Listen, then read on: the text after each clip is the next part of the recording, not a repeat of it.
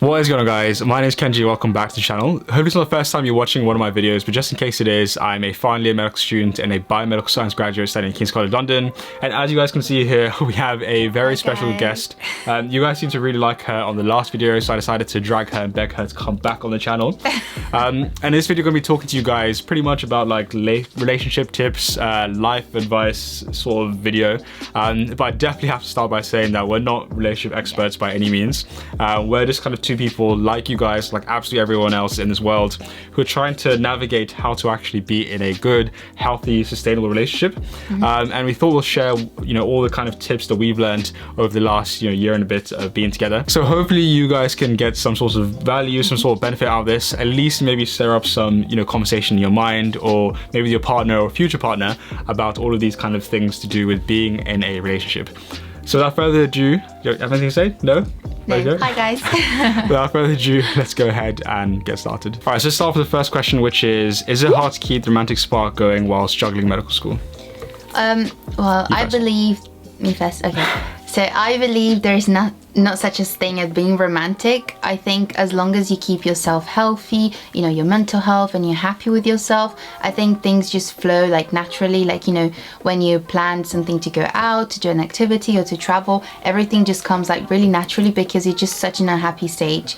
Or not even happy, but you just, just neutral, say. I think that's when things, flow in a relationship and in your personal life as well. So that's my answer. I see. All right, yeah. So yeah, I definitely see what you mean. I definitely, like, as long as you try and look after your mental health, your own mental well-being, and you keep going on dates and try to be together, that will be, add to romanticism essentially. Yeah. I think, in my opinion, there in medical school, right? There are times where you do have time to be romantic and do all these romantic things, quote unquote. And you also have times where you can't be that. So like, for example, right now, I'm 2 weeks away from like one of the biggest exams in medical school. And of course, like for the last couple of weeks and before that, it's been really hard to do like go on dates and like travel and all that stuff. So naturally, around those times of the year where you do have loads of exams and important things, of course, life won't be romantic. Again, I'm using quote unquote because romanticism again is its own problem in itself. But during those times of the year, it will be difficult. But there will be times of the year, especially as a medical student, especially before you actually become a doctor, where you'll have plenty of time to do things, enjoyable things. Yeah. Like for example, I think it was around 2 or 3 weeks ago, we went to Italy together, and I managed to work abroad. She managed to do some work while we're there as well. And that was a time where we could be romantic together and spend time together. And of course, when we are able to, we will do it. And I think, to answer the question directly, I think they asked in medical school, is it easy? And I think that when we become doctors, when I become a doctor, it'll be a lot harder. So I think actually being in medical school, where you do have time off, you do have summer breaks, it's a lot easier than what it will be when you actually become a doctor. So we're really trying to take this time, before I graduate in a couple of months, to be together, to spend time together, do these romantic things before I actually go into the world of working, before we actually both go into the world of working. And I think that's probably definitely going to be way harder as an actual doctor. When you start working as well, that would be probably harder than it is now. But again, it's all about kind of trying our best to do these romantic things to kind of keep the spark going in a relationship. That makes sense. I think just, plan things, ask about the schedule and how things are going. So now he has a big exam coming up. So I know like we need to be quiet now, like not do things and just, study together, maybe, just prioritize those things. So depends what stage of your life you are, then you work through it, Absolutely, yeah. All right, so let's move on to the next question, which is how do you guys make time for one another, or how do you like balance being in a relationship and also balance being in med school? But generally, how do we make time for each other? Should I go first? Okay. Ladies first. So I would say, making time for someone is definitely a decision, even with your friends, your partner, or your family. So I think just, decision that at least once a week we have to see each other, or a weekend. So I would say like throughout the week I would just plan with my studies and see what I have to do. So I just work really hard throughout the week. So I make sure that at least one weekend I'm like off, or like one day of the week I'm off, so we can, spend time together. And sometimes, I need to do more work and I won't be able to fit everything that week. So we just work together really and study together. That's what we do. Definitely. So, yeah. I think it's a bit of a funny question. I think the question is, how do you find time to be in a relationship or make time for each other? And it's the same kind of question as how do you have time to study medicine, right? We don't have time to study medicine.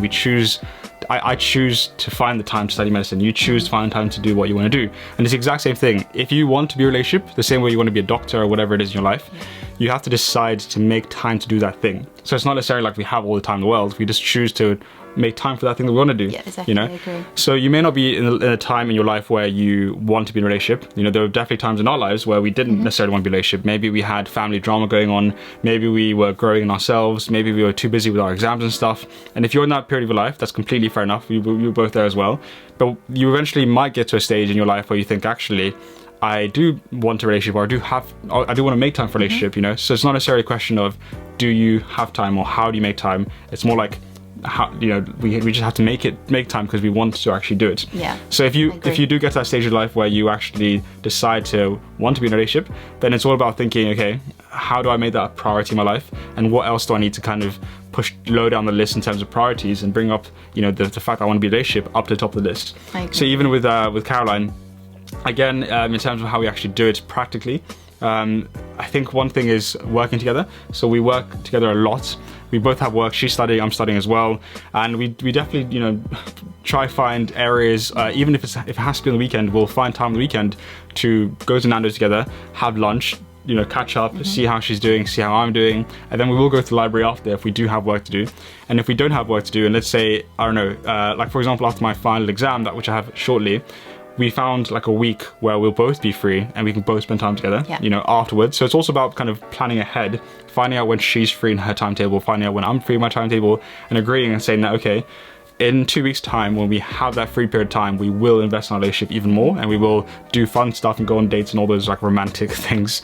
But for now, whilst we have exams coming up, we will still spend time together, but the focus won't necessarily be you and I, having fun. It'll be being together, being around each other, and still being present, but also definitely focusing on our work and revising, stuff like that. Yeah, I agree. And as he's mentioned, like when you have the 1 week off, we try to work on ourselves in a relationship together, which then makes us stronger. So for the next stage of our life, that we have exams or we have a lot of things going on. So I think that's what really helps. Yeah, absolutely. So find the time if it's actually what you want to do, basically. Yeah. All right, so next question is, how do you feel about dating someone from a different race? Or actually what this person said was, how do you feel about dating a foreigner? I don't know if she means me or you or me. Excuse me. But I guess we're both foreigners to this country. Yeah. So I guess I'll go first this time. All right. I think what makes a relationship work is not the fact that you necessarily come from the same race or have the same religion, all these other things. I agree. I think it's not about the things you have in common. I think a relationship working is about how you manage those differences. Because every person, you may meet someone who's exactly the same race as you, but you have completely different views on certain topics. That means you can't get along. Big no. Yeah, like a big no. Like for example, you might meet someone who is, let's say, the same race as you, but they're for abortion and you're against abortion, or maybe you don't have kids and this person does want to have kids. So it's not about the similarities that bring you together.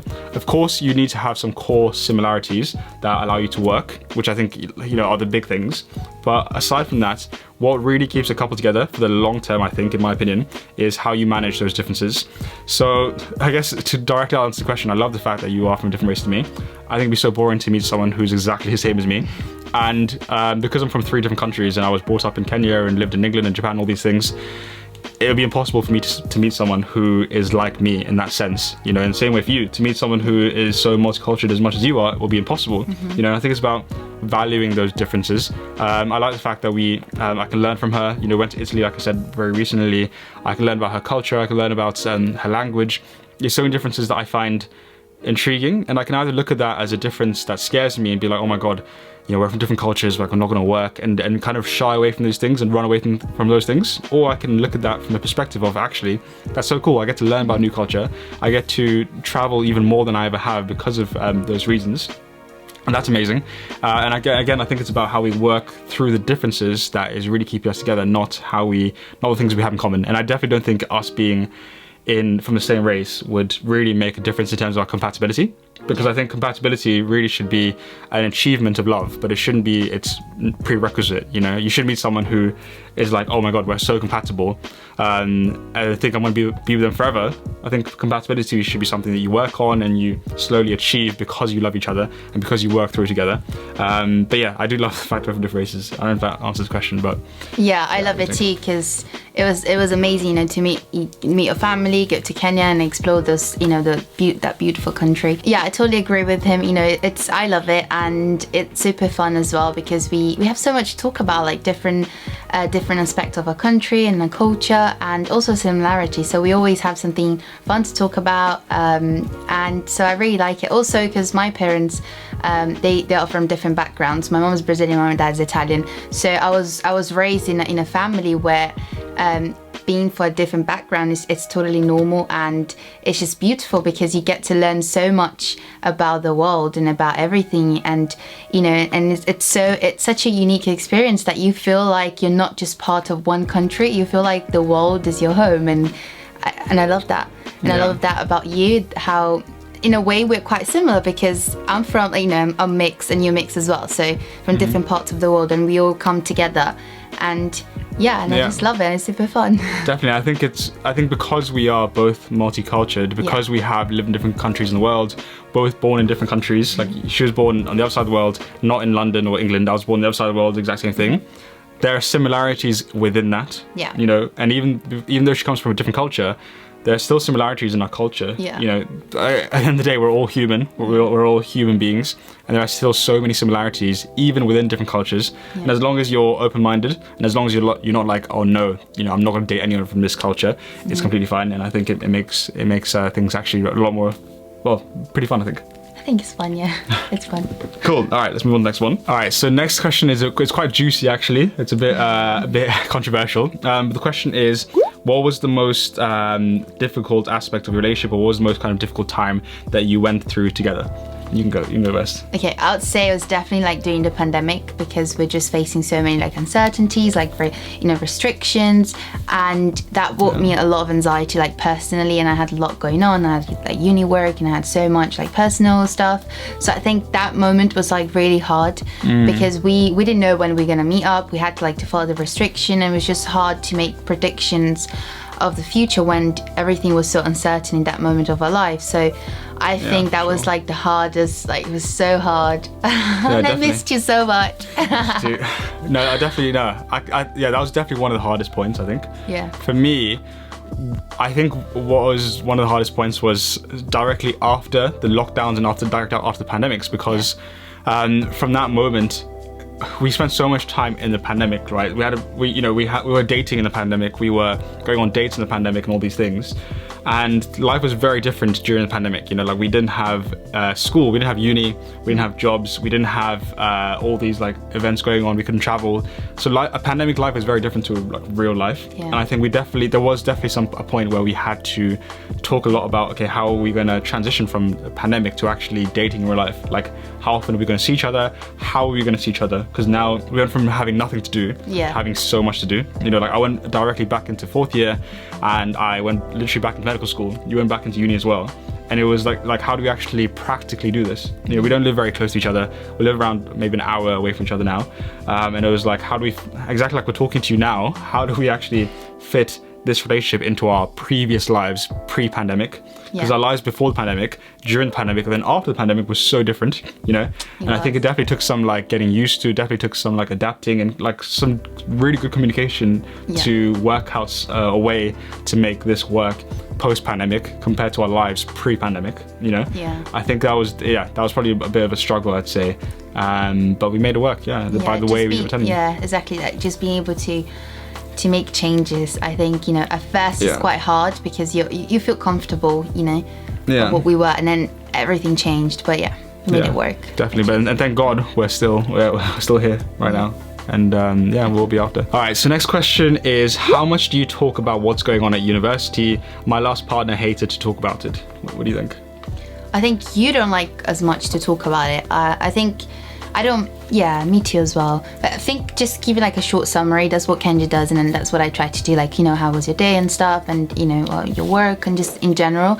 But don't go like in too much detail, because after such a long day of working, you don't want to only spend the time just to talk about that specific thing, you know, uni work, because it becomes very draining. And also like uni work in general is already like really draining and tiring. So when you go talk to your partner, maybe, you know, just catch them up a little bit on that specific topic and then move on to something else. I think that's what we do, because we spend the whole day, like 8 hours just studying and getting work done. And by the end of the day, you're just tired. You don't want to talk about that as much. Yeah, absolutely. And I think For me personally, I wouldn't say I hate talking about it. Like if you had something you wanted to say and was on your mind, like you have an essay coming up, you definitely do talk about it to me. And likewise, if I'm stressed about a big exam, I will talk to her about it, and that's completely fine. So I wouldn't say I hate talking about it, but I would absolutely say that it's something I don't always do.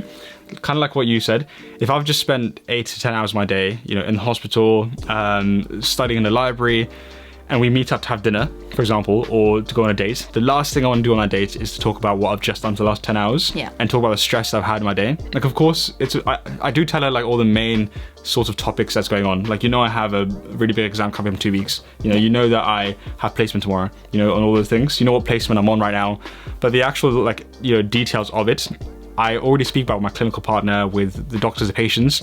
So when I come home and we go on a date, I don't want to keep going on about it, and it can definitely be a bit overwhelming if you engross them in your life with your work too much. Like if I came home and I know you're stressed and I bring my stress onto you, I don't think that's fair to you.